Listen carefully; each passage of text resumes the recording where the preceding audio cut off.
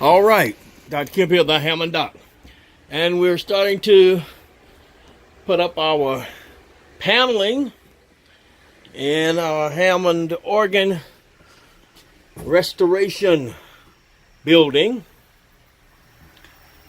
So I decided to go with a fruitwood cherry paneling since I love the fruitwood cherry Hammond B3 organ.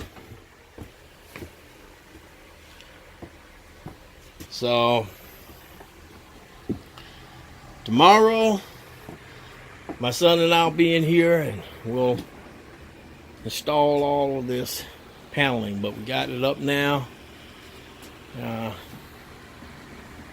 where it needs to go, and so I'll do the sealing and nailing of the paneling tomorrow. All right. Until then, this is Dr. Kemp, the Hammond Doc.